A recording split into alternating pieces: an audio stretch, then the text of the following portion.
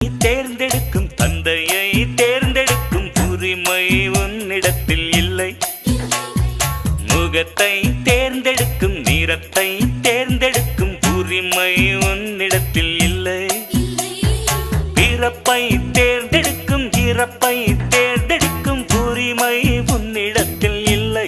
இல்லை எண்ணி பார்க்கும் வேளையிலே உன் வாழ்க்கை மட்டும் உந்தன் கையில் உண்டு. அதை வென்று எடு.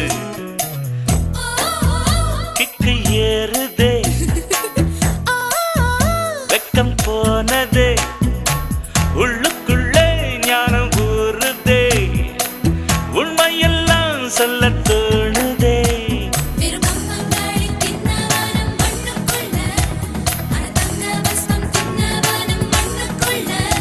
இந்த வாழ்க்கை வாழத்தான் நாம் பிறக்க